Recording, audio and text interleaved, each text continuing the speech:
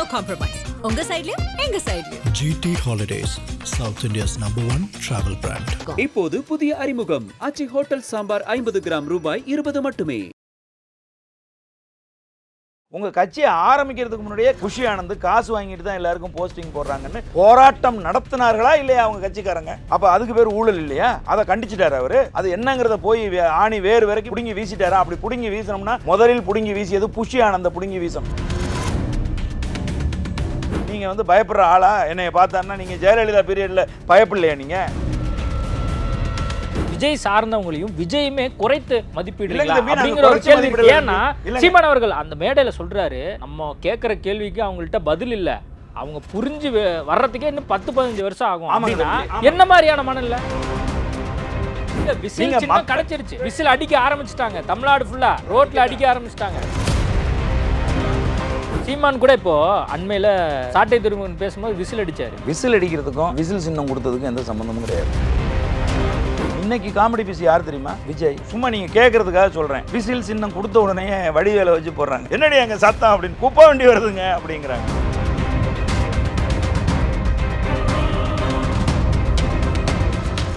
IBC Tamil நேயர்களுக்கு வணக்கம். இன்றைய சிறப்பு நேர்காணலில் நம்மோடு இணைந்திருக்கிறார் நாம் தமிழர் கட்சியை சேர்ந்த களஞ்சியம் அவர்கள். வணக்கம்.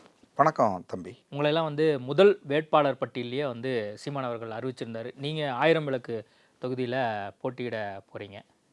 கிட்டத்தட்ட தேர்தலுக்கு இன்னும் 90 நாள் தான் இருக்குது. நீங்கள் இப்போ மக்களெல்லாம் சந்தித்து அவங்களுடைய பிரச்சனை என்ன அப்படிங்கிறது ஓரளவுக்கு நீங்கள் கணிச்சிருப்பீங்க. அடுத்து செயல் திட்டமாக என்ன பண்ணலாம் அப்படிங்கிற வரைக்குமே நீங்கள் மக்களை நோக்கி பேசிகிட்டு இருப்பீங்க. உண்மையானுமே நாம் தமிழர் கட்சிக்கான அந்த ஸ்பேஸ் அந்த தொகுதியெல்லாம் இருக்கா? முதல்ல உறுதியாக இருக்குது. தொடர்ந்து 1000 விளக்கு தொகுதியை பொறுத்தளவில் அது ஒரு கட்டத்தில் அதிமுகவுடைய கோட்டையாக இருந்துச்சு.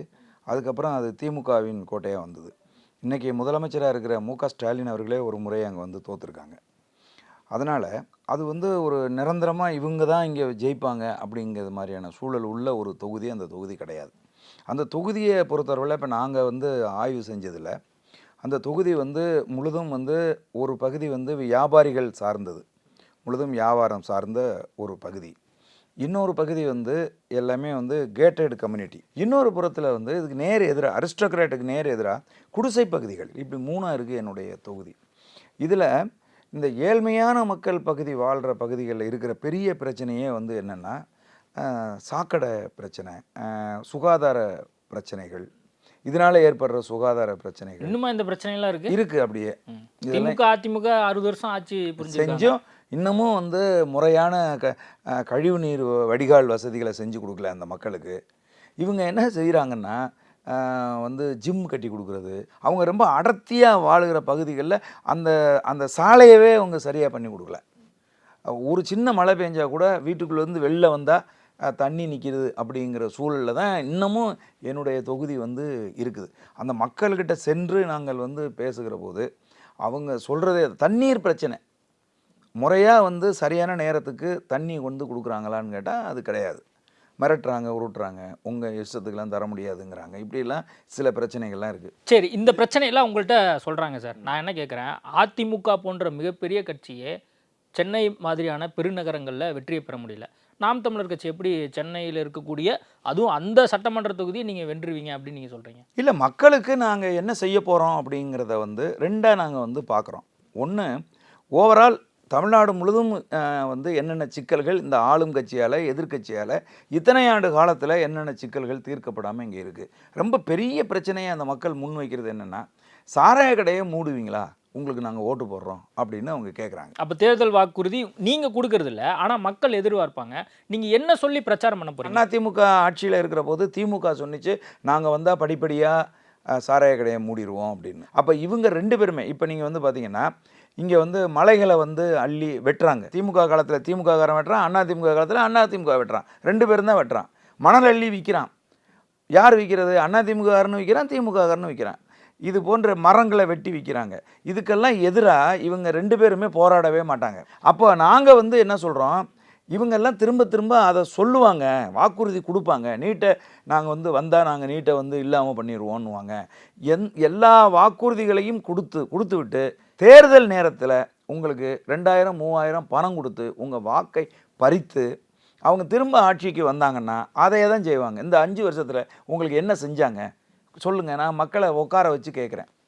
அந்த பகுதிக்கு போகிறேன், ஒரு இருக்கை போட்டு அந்த மக்களை உட்கார வச்சு இந்த மாதிரி நாம் தமிழர் கட்சி வேட்பாளர்னா நான் என்னை நீங்கள் வெற்றியடைய செஞ்சீங்கன்னா நான் இதெல்லாம் செய்வேன். ஆனால் இந்த 5 வருஷத்தில் நீங்கள் யாரை வெற்றியடைய செஞ்சீங்களோ அவங்க என்ன செஞ்சாங்கங்கிற கேள்வியை நம்ம கேட்கும்போது அந்த மக்கள் எந்த பதிலுமே சொல்ல முடியாமல் தான் இருக்காங்க. நீங்கள் இந்த தொகுதியில் போட்டியிடுறீங்க 1000 விளக்கு. நீங்கள் மட்டும் இல்லாமல் இப்போ ஒட்டுமொத்தமாக 234 தொகுதிகளையும் இதே மாதிரி எல்லா பிரச்சனைகளும் இருக்க போது அந்த மாதிரி பிரச்சனைகளை உங்கள் கட்சி சார்பாக இருக்கிறவங்க எல்லாருமே வந்து பேச தான் போகிறாங்க.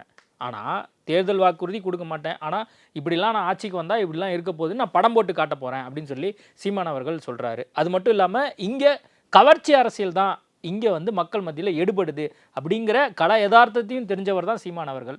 ஒரு பக்கம் கல யதார்த்தத்தை தெரிஞ்சு கொண்டு இன்னொரு பக்கம் நான் வந்து இப்படி தான் இருப்பேன் அப்படிங்கிறது மக்கள் மத்தியில் இது வெறுமனே ஒரு இயக்கம் மாதிரிலாம் செயல்படுது அப்படிங்கிற பார்வையில் தான் இருக்குது. இல்லை, அப்படிலாம் கிடையவே கிடையாது. கிட்டத்தட்ட 1% வாக்கில் இருந்து இன்றைக்கி 8.22% வாக்குக்கு இந்த கட்சி உயர்ந்திருக்கு. ஒத்த பைசா காசு கொடுக்கல, யாருக்கும் வந்து பொய்யான வாக்குறுதி கொடுக்கல, குவார்ட்டர் பிரியாணியோ கோழி பிரியாணியோ வாங்கி கொடுக்கல. ஆனால் 36 லட்சத்துக்கும் மேற்பட்ட மக்கள் வாக்களிச்சிருக்காங்க அப்படின்னு சொன்னால் இது எப்படி நீங்கள் இயக்கமாக எப்படி பார்ப்பீங்க? அந்த மண்ணின் அறிவியல் இருக்குல்ல, அது குறித்து ஆழமாக சிந்திக்கிற ஒரு தலைவராக அண்ணன் சீமான் அவர்கள் இருக்கிறதுனால இந்த விளிம்பு நிலை மக்கள், படிக்காத விவசாய மக்கள், எளிய மக்கள் இருக்காங்க பாருங்கள், அவங்களுக்கான புரிதலுக்காகத்தான் காட்சியாக பண்ணணும் எல்லாத்தையும் அப்படின்னு அவர் நினைக்கிறார். இது இன்னும் எளிமையாக வந்து நாம் தமிழர் கட்சியின் தத்துவத்தை, கொள்கையை மக்கள்கிட்ட எடுத்துகிட்டு போவோம். அதற்காகத்தான் நாங்கள் இதை வந்து செய்கிறோம். உண்மையில் சீமான் அவர்களே சொல்கிறார், நான் ஆட்சி பிடிக்காட்டி என்ன, நான் வராட்டி என்ன, என் மக வரட்டும் அப்படின்னு சொல்லி சீமான் அவர்களே ஒரு அண்மையில் 2 நாளைக்கு முன்னாடி ப்ரெஸ் மீட்டில் சொல்லியிருந்தார். அப்போது உங்கள் கட்சி ஆட்களுக்கே நாம் தமிழரில் சேரணும்னு விருப்பப்படுறவங்களுக்கே சீமான் அவர்கள் என்ன மெசேஜை கொடுக்குறாரு? நம்ம இப்போதைக்கு ஆட்சியை பிடிக்க போகிறதில்ல, என் மகளோ அல்லது பேர குழந்தைகளோ வந்தால் போதும், நல்ல நிலைமைக்கு வந்தால் போதும் அப்படிங்கிற ஒரு மனநிலையில் நாம் தமிழர் கட்சி பயணிக்குது அப்படிங்கிறதான சீமான் அவர்கள் சொல்ல வர்றது கிடையாது. இல்லை, நீங்கள் அதை தவறாக வந்து இன்டர்பிரேட் பண்ணுறீங்க. அதாவது என்னென்னா, நாம் தமிழர் கட்சியை விமர்சிப்பவர்களுக்கான பதில் அது. நாங்கள் நல்லதை சொல்கிறோம், நாங்கள் வந்து சரியானதை சொல்கிறோம். இந்தியா சுதந்திரம் அடைஞ்சதுக்கு பிறகு காங்கிரஸ் ஆட்சி அதிகாரத்தில் இன்னைக்கு வரைக்கும் இந்திய நிலப்பரப்பு அடைந்திருக்கக்கூடிய துயரங்களை, அதன் பிறகு பாரதிய ஜனதா கட்சி ஆட்சி அதிகாரத்துக்கு வந்ததுக்கு அப்புறமா இந்த 15 ஆண்டு காலத்தில் ஏற்பட்டிருக்கக்கூடிய துயரங்களை நாங்கள் பட்டியலிட்டுக்கிட்டு வருகிற போது இந்த தமிழக அரசியல் வரலாற்றில் காங்கிரஸ் கட்சிக்கு அப்புறமா தமிழகத்தையே நாங்கள் தலைகீழ மாற்றி போட்டுருவோம்னு சொல்லி திமுக வந்துச்சு. திமுகலேருந்து உடஞ்சி அதிமுக வந்துச்சு. அதிமுகவுக்கும் திமுகவுக்கும் ஏதாவது ஒரு வித்தியாசத்தை யாரையாவது ஒருத்தரை சொல்லுங்க பார்ப்போம். அந்த மாற்றுக்கு தான் நாம் தமிழர் கட்சி அப்படின்னு சொல்கிற சீமான் அண்ணன் சொல்கிறாங்க. இவங்க சொல்கிறாங்க, நீ வந்து கூட்டணி வைக்காட்டி, நல்லா தெரிஞ்சுங்க ஏன் அந்த பதில் அவர் சொல்கிறாரு அப்படின்னா, நீங்கள் கூட்டணி வைக்கவில்லை என்று சொன்னால் தமிழக அரசியலை நீங்கள் வெல்ல முடியாது என்று ஒரு டிஸ்கரேஜ், அதாவது ஒரு தாழ்வு மனப்பான்மையை என் பிள்ளைகளுக்கு ஏற்படுத்துகிறாங்க. திரும்ப கூட்டணி வச்சா தான் நீங்கள் வெல்ல முடியுங்கிற ஒரு மனநிலையை உருவாக்குறாங்க. நாங்கள் இந்த கூட்டணி வைத்து வெல்றது அப்படின்னா யார் கூட நாங்கள் கூட்டணி வைக்கிறது? அந்த கேள்வி கேட்ட பத்திரிகையாளரை கேட்குறாரு. நீங்களே சொல்லுங்கள். இங்கே லஞ்சம் வாங்காதவங்க, ஊழல் செய்யாதவங்க, மக்களை ஏமாற்றாதவர்கள், அயோக்கியத்தனங்கள் செய்யாதவர்கள், கொள்ளையடிக்காதவர்கள் யார் இருக்கா? எந்த கட்சி இருக்குது சொல்லுங்கள். அந்த கட்சியில் நாங்கள் கூட்டணி வைக்கிறோம். அப்போ ஒரு திமுக வந்து தவறான கட்சின்னா திமுக கூட்டணியில் இருக்கிறவங்களாம் தவறானவர்கள் தானே? கோட்பாடு நல்லா இருக்கு. ஆமாங்க, அதுக்கு தான் சொல்கிறாரு அண்ணன், கூட்டணி வச்சு தான் இவர்களோடு கூட்டணி வைத்து இந்த மக்களை ஏமாற்றுவது தான் நான் வந்து ஆட்சி அதிகாரத்துக்கு வர்றதுக்கான வழி அப்படின்னு சொன்னால் அந்த வழியில் நாங்கள் வரமாட்டோம். நான் வந்து உருவாக்குறேன், இன்றைக்கி ஒரு நல்ல அடித்தளத்தை உருவாக்குறேன், கருத்தியல் ரீதியான பிள்ளைகளை நான் உருவாக்குறேன். எனக்கு இந்த கூட்டணி வைக்கிறதுனால எனக்கு ஆட்சி அதிகாரம் எனக்கு கிடைக்காது அப்படின்னு சொன்னால் அதை பற்றி எனக்கு கவலை கிடையாதுன்னு சொல்லி அந்த தேவர் மகனில் சிவாஜி ஐயா பேசுகிற ஒரு டயலாகை உதாரணமாக சொல்லி, ஒரு பனைமரம் அப்படின்னா இன்றைக்கி விதை போடுவேன், அது நாளைக்கு வந்து அது முளைச்சி என் பிள்ளை என் பேரப்பிள்ளை சாப்பிடுவான், ஆனால் விதை போட்டது நான் அப்படின்னு அந்த உதாரணத்தை அதுக்கு தான் சொன்னாங்க அண்ணன். மாற்று அப்படிங்கிற அரசியலை நம்ம கடந்த சில ஆண்டுகளாக நம்ம வச்சுட்ருக்கோம். இப்போ அதே மாற்றுக்கு இப்போது தமிழக வெற்றி கழகம் சார்பாக அவங்க ஒரு அரசியல் பண்ணுறாங்க. இல்லை, இப்போ நம்ம என்ன கேட்குறோம் அப்படின்னா, நாங்கள் வெறுமனே மாற்று அப்படின்னு சொல்லலை, எல்லா விடயங்களுக்கும் எப்படி மாற்று அப்படிங்கிறத நாங்கள் சொல்லிக்கிட்டே இருக்கோம், திரும்ப சொல்கிறோம். புரியுதுங்களா? கல்வி அப்படின்னு சொன்னால் நான் இருந்தால் எப்படி மாற்றுவேன், பொருளாதாரம் அப்படின்னு சொன்னால் அதை எப்படி நான் மாற்றுவேன், வேளாண்மை அப்படின்னு எடுத்துக்கிட்டிங்கன்னா நாங்கள் எப்படி மாற்றுவோம், மொழி அப்படின்னு எடுத்தாச்சுன்னா அந்த மொழியை எப்படி நாங்கள் மீட்சி உற செய்வோம் அப்படின்னு ஒவ்வொன்றுக்கும் மாற்று அரசியலை நாங்கள் முன் வைக்கிறோம். தமிழக வெற்றி கழகத்தினுடைய தோழர்களோ அல்லது அதனுடைய முன்னோடிகளோ அல்லது அதனுடைய தலைவரோ ஏதாவது ஒன்றுக்கு இது வரைக்கும் நாங்கள் இப்படி இருக்குது, இந்த 60 ஆண்டு கால அரசியல் இப்படி இருக்குது, இதை நாங்கள் இப்படி மாற்றுவோம் அப்படின்னு ஏதாவது ஒன்று சொல்லுங்கள். இதுவரை சொல்லியிருக்காங்களா? இப்போ நேற்று செயல் வீரர் கூட்டத்தில் பேசினார்ல, என்னென்ன எனக்கு யாரும் அழுத்தம் கொடுக்கல, அழுத்தம் என்னை அழுத்தமும் கொடுக்கல, நான் ஊழல் பண்ணுறதுக்காக வரல, எனக்கு அப்பேற்பட்ட ஒரு பைசா கூட தேவையில்லை அப்படின்லாம் வெளிப்படையாக சொல்கிறார். இப்போ யார் தம்பி ஒரு பைசா எனக்கு வேணும்னு சொல்கிறது யார்? மு க ஸ்டாலின் அவர்கள் சொல்கிறாங்களா? எடப்பாடி பழனிசாமி அவர்கள் சொல்கிறாங்களா? எனக்கு இங்கே நிறைய பணம் வேணும் அப்படின்னு சொல்கிறாங்களா? அப்படி கிடையாது. ஊழல் என்பது நீங்கள் செய்வது மட்டும் அல்ல, உங்கள் கூட இருக்கிறவங்களும் செய்கிறதுக்கு பேர் தான் ஊழல். உங்கள் கட்சியை ஆரம்பிக்கிறதுக்கு முன்னாடியே காசு வாங்கிட்டு தான் எல்லாருக்கும் போஸ்ட் போடுறாங்கன்னு சொன்னாங்க. யார்? புஷி ஆனந்த் காசு வாங்கிட்டு தான் எல்லாருக்கும் போஸ்டிங் போடுறாங்கன்னு போராட்டம் நடத்தினார்களா இல்லையா அவங்க கட்சிக்காரங்க? அப்போ அதுக்கு பேர் ஊழல் இல்லையா? அதை கண்டிச்சிட்டார் அவர். அது என்னங்கிறத போய் ஆணி வேறு வரைக்கும் பிடுங்கி வீசிட்டாரா? அப்படி பிடுங்கி வீசணும்னா முதலில் பிடுங்கி வீசியது புஷி ஆனந்த பிடுங்கி வீசணும். அந்த வேலையை செஞ்சாரா? இதே சேலத்தில் பேனர் பிடிச்சிக்கிட்டு நின்னாங்களா இல்லையா அவங்க கட்சிக்காரங்க காசு வாங்கிட்டு போஸ்டிங் போடுறாங்கன்னு? அப்போது நம்ம பேசுகிறதுக்கு நல்லா சும்மா இதில் திரைப்படத்தில் ஒரு கதாநாயகன் வசனம் பேசுகிறது மாதிரி பேசலாம். நீங்கள் பயப்படுற ஆளா? என்னைய பார்த்தான்னா நீங்கள் ஜெயலலிதா பீரியடில் பயப்படலையா? நீங்களும் உங்கள் அப்பாவும் போய் மனு கணக்கா ஜெயலலிதா வீட்டில் கொடநாட்டில் போய் உட்காந்து இல்லையா? அப்பா அவர் அரசியல் கட்சி தொடங்கல, அதனால பயப்பட்டாரு. இருங்க, இப்ப அரசியல் கட்சி தொடங்கி மக்கள் செல்வாக்கு இருங்க, பெண்கள் செல்வாக்கு வருது. நீங்க களத்தில் நிற்கிற போது உங்க கண்ணுக்கு முன்னாடியே மக்கள் கொத்து கொத்தா இறந்துகிட்டு இருந்த போது அந்த இடத்தில் நின்று அது என்னங்கிறத நான் என்ன நடந்தாலும் என் உயிரே போனாலும் இங்கே தாண்டா நிற்பேன் நின்று பார்க்க முடியாமல் பத்திரிகையாளர்கள் கேள்வி கேட்க பின்னங்கால் பிடரியில் அடிக்க ஓடுனீங்களே, ஏன் ஓடுனீங்க? பயப்படாதாள் அங்கேயே நின்று இருக்கணும். இதுவே நாங்கள் யாராவது எங்கள் அண்ணன் செந்தமிழன் சீமானாக இருக்கட்டும் அல்லது எங்கள் கட்சியினுடைய 2ஆம் கட்ட தலைவர்கள் யாராவது ஒருத்தர் இந்த மாதிரி ஒரு அசம்பாவத்தை நடந்தால் நாங்கள் அந்த இடத்த விட்டு போயிருப்போமா? செத்தாலும் செத்துருப்போம் மொழியா, அந்த மக்களை விட்டு நாங்கள் போயிருக்க மாட்டோம். சிபிஐ விசாரணை பண்ணுது, என்ன நடக்க போகுதுங்கிறத நம்ம பொறுத்து இல்லைங்க. அப்போ நீங்கள் பேசுறது எப்படி பேசணும்னா நீங்கள் கொள்கையை பேசுங்க, கோட்பாட்டை பேசுங்க. நாங்கள் இன்னைக்கு இந்த அரசியல் பேசியிருக்காரு, ஒற்றுமையா இருக்கணும்னு நேற்று ஜேசிடி பிரபாகர் அதெல்லாம் கொள்கை கிடையாதுங்க. நான் சொல்கிறேன்ல, கொள்கை கிடையாது. இப்போ சாராய கடை, இந்த சாராய கடையை நாங்கள் வந்தால் மூடுவோம், நாங்கள் பணம்பால் தென்னம்பாலை நடைமுறைப்படுத்துவோம் அப்படின்னு நாங்கள் சொல்கிறோம். கல்வி அப்படின்னு சொன்னால் ஒரே மொழி தான், அது என் தாய்மொழி தமிழ் மொழி. விருப்பப்படாமல் நீ எதை வேணாலும் கற்றுக்க, அதை பற்றி இல்லை. ஆனால் தமிழ்நாட்டில் ஒருத்தன் கல்வி நிறுவனம் நடத்தணும்னா அது சென்ட்ரல் கவர்மெண்ட்டாக இருந்தாலும் சரி, ஸ்டேட் கவர்மெண்ட், இன்டர்நேஷ்னல் ஸ்கூல்ஸாக இருந்தாலும் சரி, என்னுடைய தாய்மொழி தமிழ் மொழி அங்கே இருக்கணும் அப்படின்னு சொல்லி நாங்கள் ஒவ்வொன்றுக்கும் மாற்று சொல்கிறோம்ல. அந்த மாதிரி ஏதாவது ஒன்று சொல்லியிருக்கீங்களா? தேர்தல் வாக்குறுதி வரப்போது அதில் எல்லாமே கொடுக்க போகிறாங்க. அப்போ எப்படி மாற்றுங்கிறீங்க? நாங்கள் மட்டும்தான் இது வரைக்கும் மாற்று, நாங்கள் மட்டும்தான் மாற்று அரசியலை முன் வைக்கிறோம். புரியுதா உங்களுக்கு? பொருளாதார ரீதியான முன்னேற்றங்களுக்கு நாங்கள் சொல்கிறோம், எல்லாமே நாங்கள் சொல்கிறதெல்லாம் இன்றைக்கி திமுக பல காரியங்களை எடுத்து நிறைவேற்றிட்டு இருக்கு. ஆதவ அர்ஜுனா அதைத்தான் மறைமுகமாக சொல்கிறார். இன்னொருத்தவங்க இருக்காங்க, அவங்க இப்படி தான் பேசிக்கிட்டே இருப்பாங்க அப்படின்னு சொல்லி. இல்லை தம்பி, நாங்கள் எங்கள் அண்ணன் நேற்று பேசும்போது நீங்கள் கவனிச்சிருப்பீங்க, இவங்களுக்கெல்லாம் பதில் சொல்கிறதுக்கு, இந்த கத்துக்குட்டிகளுக்கு பதில் சொல்கிறதுக்கு நாங்கள் இல்லை. புரியுதா? நாங்கள் இந்த தமிழக அரசியலை நாலாபுரமும் அலசி ஆராய்ஞ்சு அதற்கான தீர்வுகளை நோக்கி நாங்கள் போயிட்டுருக்கோம். மக்கள் எங்களை நம்பி வாக்களிச்சிருக்காங்க. அவங்க என்ன களத்துக்கு வாக்களிப்பாங்களா நாம் தமிழர்? அது நீங்கள் பொறுத்து இருந்து பாருங்கள். இப்படி தான் போன தடவையும் சொன்னீங்க. போன தடவை என்ன சொன்னீங்க? அப்போ விஜய் இல்லை சார், இப்போ விஜய் இருக்காரு சார். போன தடவை ஒவ்வொரு வீட்டிலையும் இப்போ திமுக மாவட்ட செயலாளர்கள் வீடு, திமுக முன்னாள் எம்எல்ஏக்கள் வீடு, அதிமுகவில் இருக்கக்கூடிய சில நபர்கள் தமிழக வெற்றி கழகத்தில் சேர்றதையும் நம்ம பார்க்குறோம். அப்போது இருக்கக்கூடிய செல்வாக்கு அவருக்கு உயருது அப்படிங்கிற வெர்ஷனை அவங்க வைக்கிறாங்க. இல்லைங்க, நான் ஒரே ஒரு கேள்வி கேட்குறேன். ஐயா காமராஜர் ஐயா, பெரியார், எம்ஜிஆர், அண்ணா, இவங்களெல்லாம் முன்னோடிகளாக வச்சுக்கிட்டு தமிழ்நாட்டில் இத்தனை ஆண்டு காலமாக தமிழ்நாட்டை எங்கே கொண்டாந்து நிறுத்தியிருக்காங்க? இவங்களெல்லாம் முன்னோடிகளாக வழிகாட்டிகளாக வச்சுக்கிட்டு குட்டிச்சாவர் பண்ணி வச்சுருக்காங்களா இல்லையா? கேவலமாக ஆக்கி வச்சுருக்காங்களா இல்லையா? அவங்களையே தூக்கி வச்சுக்கிட்டு வழிகாட்டியா? நாங்கள் அதை பேச வேணான்னு எங்கள் அண்ணன் சொன்னதுனால பேசாமல் இருக்கிறோம். இவங்கள தானே வழிகாட்டியா அவங்க வச்சிருக்காங்க அதிமுகவும் திமுகவும். நீ என்ன மாற்று வந்துட்டேன்னு நான் கேட்குறேன். அம்பேத்கரையும் பெரியாரையும் ஒரே இடத்துல வச்சு நம்ம அரசியல் தம்பி, பண்றோம். அம்பேத்கரையும் பெரியாரையும் ஒரே இடத்துல வச்சு அண்ணன் திருமாவளவன் பேசாத பேச்சையை அவங்க வந்து பேசிட்டாங்க. நான் கேட்குறேன், இதே அண்ணாவை, இதே எம்ஜிஆரை, இதே பெரியாரை, இதே காமராஜரை முன்வைத்து தமிழ்நாட்டில் அரசியல் செய்து தமிழ்நாட்டை எப்படி ஒரு குட்டிச்சவரை ஆக்கி வச்சிருக்காங்க, அவர்களையே நீங்க வழிகாட்டியா எடுத்துக்கிட்டு என்ன செய்ய போறீங்கன்னு கேட்குறேன். அவங்க அப்ப பாதை மாற்று உங்களுக்கு மாற்று என்பது அடிப்படையில் என்னன்னே தெரியல உங்களுக்கு. இவங்களை வச்சுக்கிட்டா மாற்ற சொல்றீங்க. இவங்களா உங்களுக்கு வழிகாட்டி ஒரு மாற்று அரசியலை கொடுத்துட போறாங்க.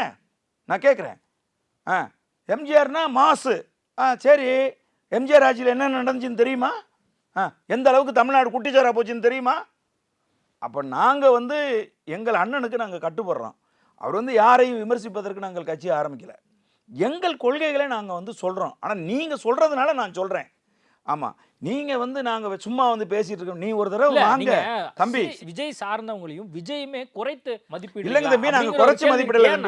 சீமான் அவர்கள் அந்த மேடையில் சொல்கிறாரு, நம்ம கேட்குற கேள்விக்கு அவங்கள்ட்ட பதில் இல்லை, அவங்க புரிஞ்சு வர்றதுக்கே இன்னும் 10-15 வருஷம் ஆகும். ஆமாங்க தம்பி.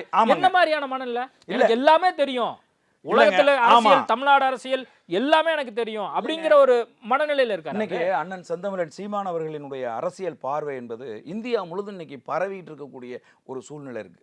மொழி மாற்றம் செய்து இந்தியா முழுதுமே இன்னைக்கு யார் அது இந்த மாதிரி இந்தியாவில் ஒருத்தன் புதுசாக பேசுகிறானே அப்படிங்கிற அளவுக்கான ஒரு சூழல் தான் இருக்குது. உங்களுக்கு ஒன்று தெரியுமா?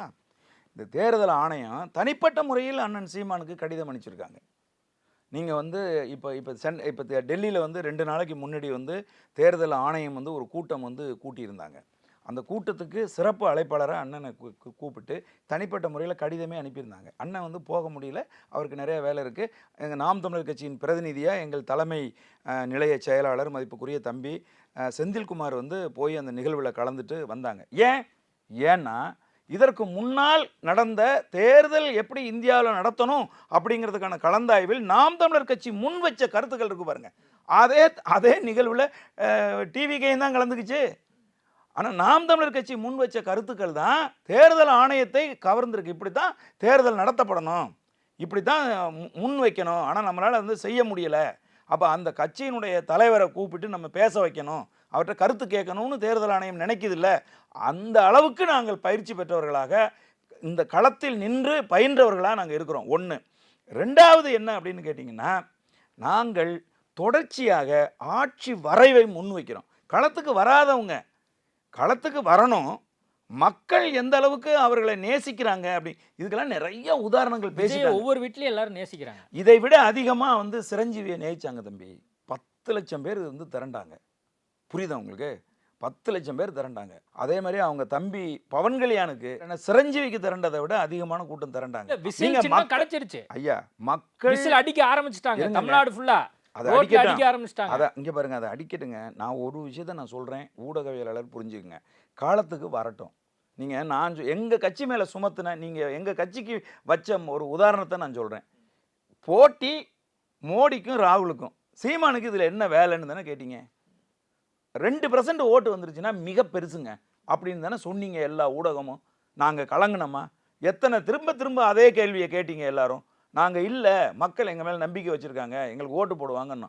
நாடாளுமன்ற தேர்தலில் 8.22% வாக்கு செலுத்தி தனித்து இந்திய வரலாற்றில் ஒரு கட்சி தேர்தல் அங்கீகாரம் பெற்றிருக்கு அப்படின்னு சொன்னால், சட்டமன்ற தேர்தலில் எங்களுக்கு போட மாட்டான்னு எப்படிங்க நீங்கள் சொல்கிறீங்க? போட மாட்டாங்கன்னு சொல்லலை, அதுக்கான ஒரு மாற்று அரசியல் இங்கே வந்திருக்கு. இல்லைங்க, வாக்கு அங்கே போகுது, சர்வேக்கள் சொல்லுது, அப்படிங்கிறத வச்சு நம்ம எங்களுக்கு சர்வே மேலே எங்களுக்கு எப்போவுமே நம்பிக்கை இருந்ததில்லை. அதுங்க எவ்வளோ வேணாலும் சொல்லட்டும். அவங்க 40% சொல்கிறாங்க, 35 சொல்கிறாங்க, 25 சொல்கிறாங்க, சில பேர் 8% தாண்டாதுங்கிறாங்க. அதில் எங்களுக்கு நம்பிக்கை இல்லை. யாரை? விஜயை சொல்கிறாங்க, அதில் எங்களுக்கு நம்பிக்கை இல்லை. அது விஜய்க்கு சொன்னாலும் எங்களுக்கு நம்பிக்கை இல்லை, எங்களுக்கு சொன்னாலும் அதில் நம்பிக்கை இல்லை. மக்கள்கிட்ட நாங்கள் வருவோம், மக்கள் என்ன தீர்ப்பு கொடுக்குறாங்கிறத பார்ப்போம். இதுவரை ஒரு முறை கூட களத்துக்கு வராதவர்களை பற்றி நாங்கள் ஏப்பா கவலைப்படணும்? நீங்கள் கவலைப்படுறீங்க, ஆனால் எங்களுக்கு அந்த கவலை கிடையாது. ஏனென்றால் மக்கள் எங்களுக்கு ரொம்ப அறிமுகமானவங்க. இந்த மக்கள் நேர்மையும் உண்மையவும் நேசிக்கிறவர்கள். அண்ணன் செந்தமிழன் சீமான் என்ன மாதிரியான கருத்துக்களை முன்வைக்கிறார், என்ன மாதிரியான விஷயங்களை முன் வச்சு போராட்ட களத்தில் தொடர்ந்து நிற்கிறார். உங்களுக்கு ஒரு உண்மை சொல்லட்டுமா உங்களுக்கு? எங்கள் அண்ணன் பத்திரிக்கையாளர் சந்திப்பு நடத்துகிறார்ல, ஒரு நாளைக்கு 2, 3, 4 பத்திரிக்கையாளர் சந்திப்பு நடத்துகிறார்ல, ஒவ்வொரு பத்திரிக்கையாளர் சந்திப்பும் ஒரு பொதுக்கூட்டம். இந்திய நிலப்பரப்பில் யாராவது ஒருத்தர் இது போல பத்திரிகையாளர்கள் கேட்கிற அத்தனை கேள்விக்கும் பதில் சொல்லி அண்ணன் போதுண்ணே அப்படின்னு சொன்னதுக்கப்புறம் எழுந்து போகிற ஒரு தலைவரை காட்டுங்க. சேனல்ஸுக்கு வந்து கண்டென்ட் கிரியேட்டரே எங்கள் அண்ணன் தான். புரியுதா உங்களுக்கு? ஏன் வந்து ஒரு 30-40 சேனல் எதுக்கு அவர் பத்திரிகையாளர் சந்திப்பு கொடுக்குறாருன்னா, ஒரு 30-40 சேனல் ஏன் வர்றாங்க? சினிமானை நாங்கள் ப்ரொமோட் பண்ண போகிறதில்ல, சீமானுடைய நேர்காணலை நாங்கள் வந்து போட போகிறது இல்லைன்னா, வேலை வெட்டியெல்லாம் விட்டுட்டு அவர் எங்கெல்லாம் போகிறாரோ அங்கே போடுறாங்க. டிஜிட்டல் எல்லா மெயின் ஸ்ட்ரீமும் அதுதாங்க சொல்கிறேன். பிரேக்கிங்காக போடுறாங்களா? இல்லைங்க, நம்ம பார்க்குறோம். அதுதான் சொல்கிறேன்ல, இப்போ போடுவாங்க. ஒரு கட்டத்தில் வந்து செய்தித்தாள்களில் வந்து ஒரு சின்ன எவ்வளோ பெரிய கூட்டம் கூட்டினாலும் எவ்வளோ பெரிய விஷயங்களை செஞ்சாலும் சீமானவர்களை பற்றி எந்த செய்தியுமே வராது. ஏன்னா இன்றைக்கி இருக்கிற செய்தி ஊடகங்கள் அனைத்துமே ஆளுங்கட்சியினுடைய கைக்கூலிகளாக போயிட்டாங்க. எல்லாருமே வந்து கையூட்டு வாங்குறவர்களாக மாறிட்டாங்க. அதனால் வந்து அது தொடக்கத்திலேயே திமுக செஞ்சிச்சு. கூப்பிட்டு நிற்க வச்சு ஒருத்தரையாக கை கொடுத்து டீ பார்ட்டி வச்சாங்க எல்லாருக்கும். அப்படிங்கும்போது அவர்களெல்லாம் எப்படி எங்களை வந்து உயர்த்துவாங்க, எங்களை பேசுவாங்க? எங்களுக்கு அவங்க மேலெல்லாம் நம்பிக்கை இல்லை. எங்கள் அண்ணன் பேச்சு நீங்கள் வந்து வேணும் அப்படிங்கிறதுக்காகத்தான் அவர் எங்கே நின்னாலும் அந்த இடத்துக்கு ஊடகங்கள் தேடி வருது. மீம்ஸாவும் அதிகமாக போடுறாங்க அதே அளவுக்கு. அதாங்க சொல்கிறேன், காமெடி பீஸ் ஆக்குறாங்கல்ல சீமானை. அது எல்லாரையும் தான் ஆக்குறாங்க. இன்னைக்கு காமெடி பீஸ் யார் தெரியுமா? கோமாளி, விஜய். எப்படி அதுக்கு எத்தனையோ நகைச்சுவைகள் வருது. வந்து ஒரு நாங்கள் அதை பெருசாக எடுத்துக்கல, ஆனால் சும்மா நீங்கள் கேட்குறதுக்காக சொல்கிறேன். விசில் சின்னம் கொடுத்த உடனே வடிவேலை வச்சு போடுறாங்க. என்னடி எங்கள் சத்தம் அப்படின்னு, குப்பை வண்டி வருதுங்க அப்படிங்கிறாங்க. இந்த இடத்துல உட்காந்தே ஒரு 10 சொல்ல முடியும். இதெல்லாம் வந்து இப்போ கிடையாது. அதுக்குன்னு இருக்கிற தம்பிகள் தங்கைகள் அவங்களுக்கு வேலை வெட்டி இல்லை, அவங்க உட்காந்துக்கிட்டு இதெல்லாம் கிரியேட் பண்ணி போடுறாங்க. இல்லை, சின்னத்தின் அடிப்படையில் இப்போ வந்து பார்த்தீங்கன்னா விசில் வந்து ஈஸியாக எல்லாத்துட்டையும் கொண்டு போகிற மாதிரி இருக்குது, ரொம்ப அட்வான்டேஜாக இருக்குது அப்படிங்கிற ஒரு விஷயம் வந்து பேசப்படுது. இப்போ இதுவே உங்கள் கட்சியை பொறுத்த வரைக்கும் சீமானுடைய அந்த உருவம் தான் சின்னமாகவே இருக்குது. இது எந்த அளவுக்கு இம்பாக்ட் கிரியேட் பண்ண போகுது, விசில் எந்த அளவுக்கு இம்பாக்ட், விசில் வந்து எந்த அளவுக்கு அப்படி கிடையாது. விசில் எந்த அளவுக்கு இம்பாக்ட் கிரியேட் பண்ணும் அப்படிங்கிறது எங்களுக்கு தெரியாது. ஆனால் விவசாயி என்பவன் மிகப்பெரிய அளவில் வந்து ரீச் ஆகும். புரியுதா உங்களுக்கு? இது இந்திய நிலப்பரப்பு. முகம் தெரிஞ்சவங்களுக்கு தான் அந்த சின்னம், முகம்லாம் தெரியுதுல, அது விவசாயி சின்னங்க. அது யார் சொன்னது உங்களுக்கு? வந்து அது அந்த புகைப்படத்தை அந்த சின்னத்துக்குள்ள இருக்கிறது அண்ணன் தானே அப்படின்னு நீங்க நினைச்சுக்கிறீங்க தம்பி. நாங்க விவசாய சின்னத்தை தான் நாங்க வந்து வரைஞ்சிருக்கோம். தேர்தல் ஆணையம் திரும்ப நாங்க சொன்ன போது நீங்களே ஒரு வரைஞ்சு கொடுங்க ஒரு 10ன்னு சொன்ன போது நாங்க ஒரு 10 வரைஞ்சு கொடுத்தோம். அதுல ஒன்று அவங்க தேர்வு பண்ணி கொடுத்துருக்காங்க. புரியுதுங்களா? நாங்க இதுதான் வேணும்லாம் வரைஞ்சு கொடுக்கல. நாங்க ஒரு பல இதை கேட்டோம். வந்து நாங்க வந்து பனை மரத்தை கேட்டோம், தென்னை மரம் கேட்டோம், மயில் சின்னம் கேட்டோம், இப்படி பல சின்னங்களை நாங்கள் கேட்டோம். அவங்க அதெல்லாம் புறக்கணிச்சு. நான் ஏன் அதை கேட்க வந்தேன்னா, இப்போ விவசாய சின்னம் நீங்கள் சொல்கிறீங்க, விசில் அதோட இம்பாக்ட் கிரியேட் சரிங்க. அது வந்து மக்கள் முடிவு பண்ணிட்டு தம்பி ரெட்டலை கை எப்படி வச்சிருந்தாங்க. சரி, இல்லை நான் என்ன கேட்குறேன், இப்போ விசில் சின்னம் அவங்களுக்கு கிடைச்சிது, உடனே என்ன பண்ண ஆரம்பிச்சிட்டாங்க, ஏரியா ரோடு எல்லாம் விசில் கொடுக்க ஆரம்பிச்சிட்டாங்க. ஆட்டோக்காரங்களுக்கு, அப்புறம் பஸ்ஸில் போகிறவங்களுக்கு, ஷேர் ஆட்டோவில் போகிறவங்களுக்கு. அதே மாதிரி இப்போ கூட்டம் நடந்தது, அந்த கூட்டத்தில் எல்லாரும் விசில் அடிக்க ஆரம்பிச்சு. இல்லை, இப்போ நான் என்ன ஒரே ஒரு கேள்வி கேட்குறேன் உங்களுக்கு. ஈஸியாக எடுத்துகிட்டு போகிற மாதிரி இருக்குல்ல, ஈஸியாக எடுத்துகிட்டு போகிறது மாதிரி தான் கூட ஒரு விசில கொடுத்துருவாங்க. தம்பி நான் வாழ்த்து சொல்கிறோம், நாங்கள் வந்து வாழ்த்து சொல்கிறோம். ஈஸியாக எடுத்துகிட்டு போகிறது மாதிரி தான் ஒருத்தருக்கு சின்ன வேணும். எங்களுக்கு அட்வான்டேஜ் டு தாவே இருந்துட்டு போகுது. மக்கள் களத்துக்கு வரட்டுங்க, மக்கள் களத்துக்கு வரட்டும். மக்கள் எந்த அளவுக்கு ஒரு நடிகனை வந்து நம்புகிறாங்க திரும்பவும் அப்படிங்கிறத பொறுத்து இருந்து பார்ப்போங்கிறேன். சீமான் கூட இப்போ அண்மையில் சாட்டை திருமகன் பேசும்போது விசில் அடித்தார். நான் சொல்கிறத கேளுங்க, விசில் அடிக்கிறதுக்கும் விசில் சின்னம் கொடுத்ததுக்கும் எந்த சம்மந்தமும் கிடையாது. புரியுதுங்களா? கூட்டம்னா ஆண்டாண்டு காலமாக மனிதன் வந்து மொழி வர்றதுக்கு முன்னாடி காலத்தில் இருந்து இருக்கக்கூடிய ஒளி எழுப்புகிற ஒரு விஷயந்தான். எங்கள் சின்னம் சிறந்த சின்னம், எங்கள் சின்னம் இந்த மண்ணின் மக்களின் வாழ்க்கையை பேசுகிற சின்னம் எங்கள் சின்னம். விவசாயி தோற்கக்கூடாது அப்படிங்கிறது எங்கள் முழக்கம். நாம் எல்லாம் உணவு உண்றவர்கள். நமக்கு உணவை காய்கறியை உற்பத்தி செய்து தருகிற விவசாயி ஒருபோதும் தோற்கக்கூடாது, அவனை வெல்ல வைக்கணும் அப்படிங்கிறது எங்களுடைய முழக்கம்.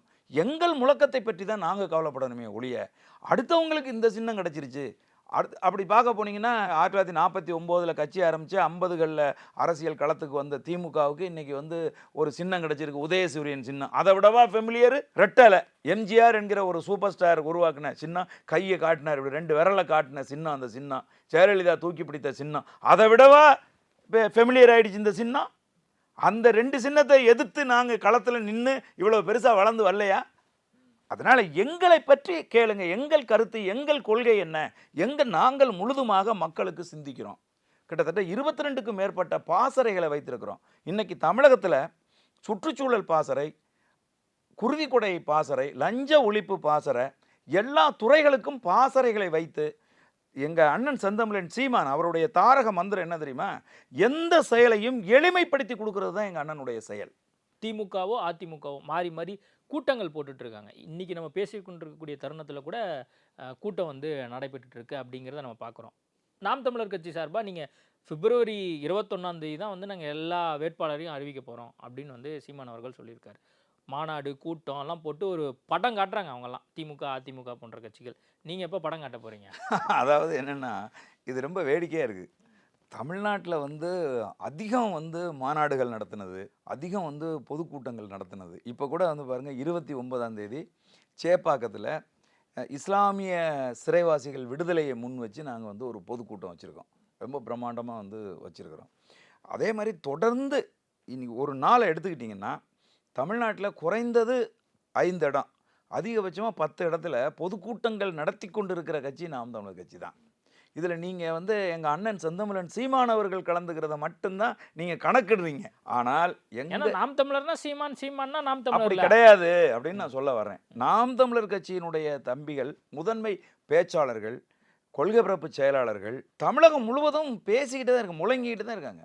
இப்போ நீங்கள் சாதாரணமாக வந்து இன்றைக்கி நாம் தமிழர் கட்சியில் இருக்கக்கூடிய ஒரு தம்பி இடும்பாவனம் கார்த்திக்கோ, சாட்டை துரைமுருகனோ, கோவை கார்த்திகாவோ, இது போல் இருக்கக்கூடிய பிள்ளைகள் வந்து பேசினாவே பொதுமக்கள் வந்து கூட்டம் கேட்குறதுக்கு வர்ற சூழல் உருவாயிடுச்சு. இன்றைக்கி ஒரு குறைஞ்சது ஒரு 1000 பேர் வந்து பொதுக்கூட்டத்தை வந்து கேட்குற ஒரு சூழல் இன்றைக்கி நாம் தமிழர் கட்சிக்கு உருவாகிருக்கு.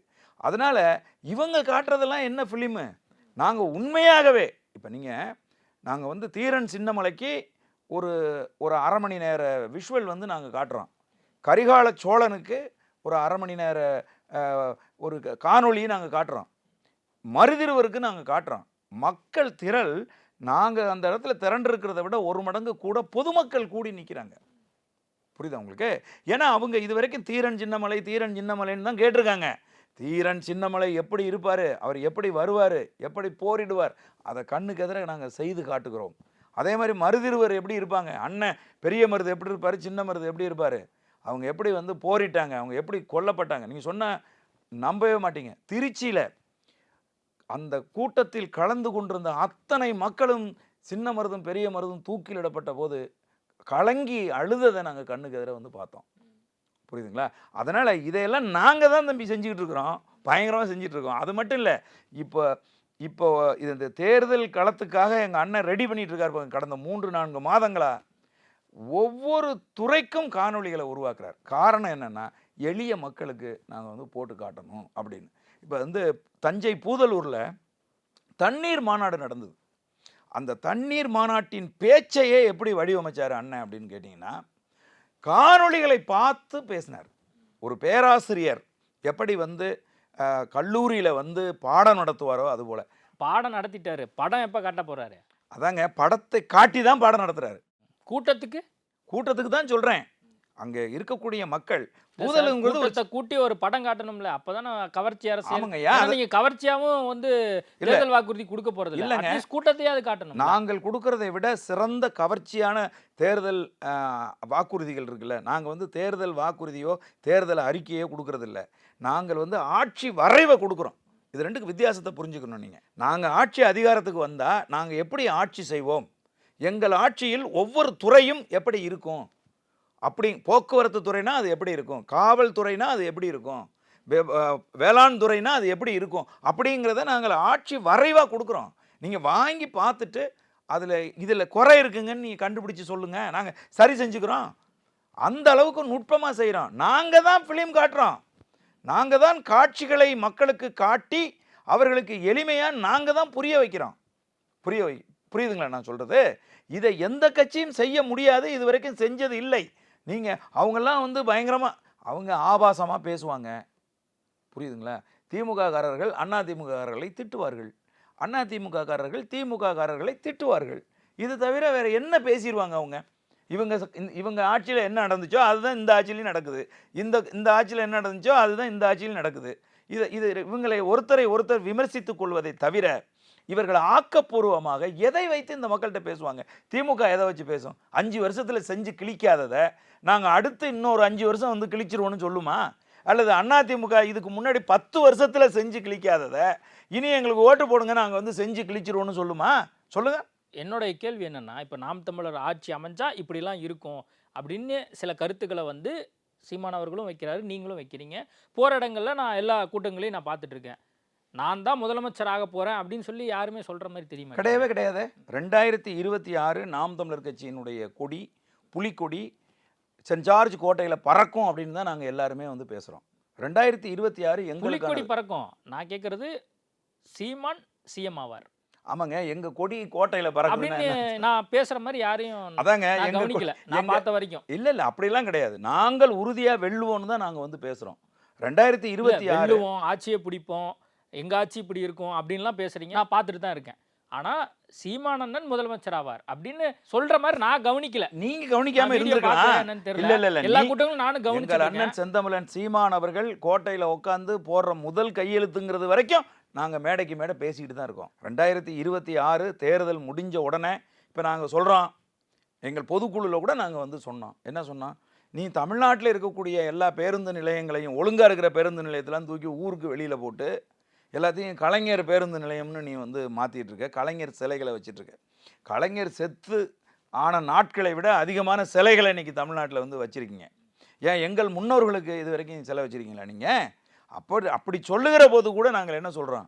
எங்கள் கட்சி வென்று எங்கள் அண்ணன் செந்தமிழன் சீமான் கோட்டையில் முதலமைச்சராக உட்காருகிற போது இவையெல்லாம் கடைசியாக சொல்லிட்டீங்க. ஆமாம், இவைகளெல்லாம் இருக்காது அப்படின்னு. இல்லை அப்படி கிடையாது, நாங்கள் பேசிக்கிட்டு தான் இருக்கோங்கிறதுக்கு சொல்கிறேன். எங்கள் பொதுக்குழுவில் கூட நாங்கள் வந்து பேசிக்கிட்டு தான் இருக்கோம். அண்ணன் செந்தமிழன் சீமான் 2026 தவிர்க்க முடியாத தமிழகத்தின் முதலமைச்சருங்கிறத நாங்கள் ஒவ்வொரு மேடையிலும் சொல்கிறோம், ஒவ்வொரு இடத்துலையும் நாங்கள் சொல்லிட்டு தான் இருக்கோம். நீங்கள் கவனிக்கலை அப்படிங்கிறது வேணா இருக்கலாமே ஒழிய. இல்லை, நான் அறிக்கையை பார்க்குறேன், கூட்டங்களை பார்த்துட்டு இருக்கேன்.